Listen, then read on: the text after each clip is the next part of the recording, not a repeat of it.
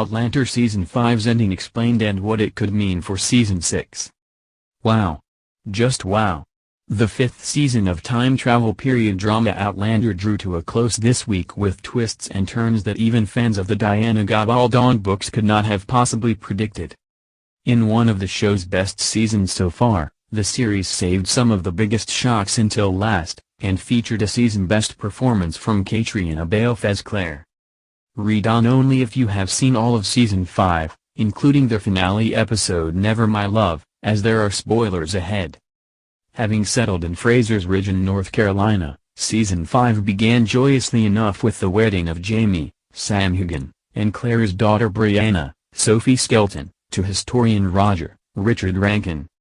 However, regular viewers know that the Frasers never get to be happy for very long, so it came as no surprise to learn amidst the festivities that Stephen Bonnet, Ed Spielers, who had raped Brianna and robbed the Frasers, was still alive and up to no good.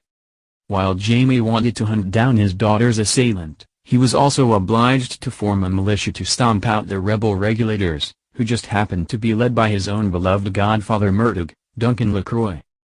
As the season progressed there were traumas aplenty, deaths greatly deserved, Bonnet, and one that was truly heartbreaking, Murdoch, as well as Roger's shocking near-hanging, Jamie's almost fatal snake bite and the return of a haunted, but still adorable, young Ian, John Bell. It shouldn't have come as a surprise, then, that in the penultimate episode Roger and Brianna decided that it was time to return with their son Jemmy to the 20th century, even though that journey doesn't happen until much later in the novels. But, as the finale revealed, their departure wasn't quite what it seemed. Although the trio traveled through the stones, they ended up right back where they started, in the 18th century with an understandably confused Ian looking on. It seems that, because both Brianna and Roger thought of home as they traveled through the stones sent them back to where they belong at Fraser's Ridge. For now, at least. Unfortunately, nasty Lionel Brown, Ned Dennehy, and his men had meanwhile devastated the ridge. Setting fire to Jamie's whiskey still on the hillside to get Jamie, Fergus and the other men away from the house, Brown and his men went in, knocked out of fighting Marsley, Lauren Lyle, Go Marsley. And kidnapped Claire. Readers of Gabaldon's novels knew what was coming next. Brown and his men beat Claire, tie her up and brutally raped her, but episode writers Tony Graffia and Matthew Roberts devised a unique and powerful way to depict the attack.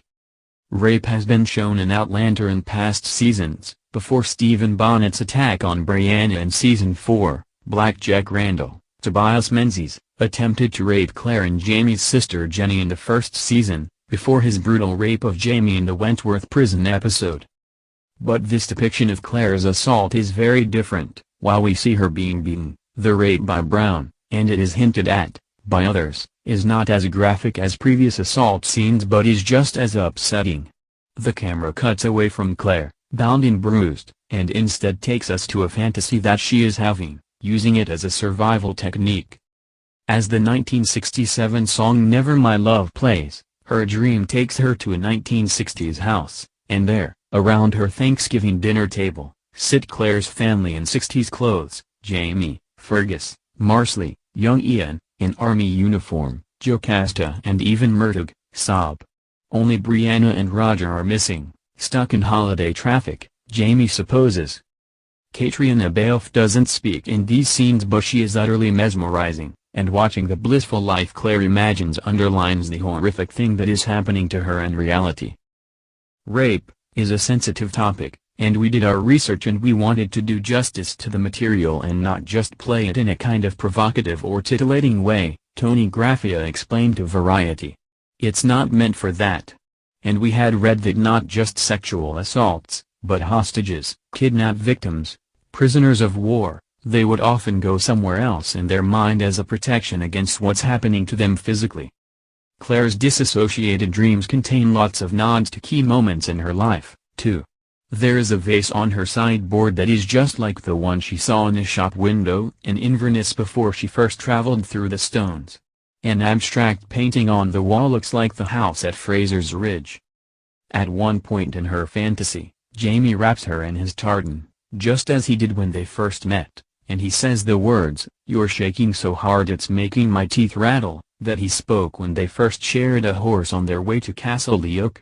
One of Fergus's children plays with a dragonfly, a nod to the dragonfly and amber Claire was given as a wedding gift when she married Jaime.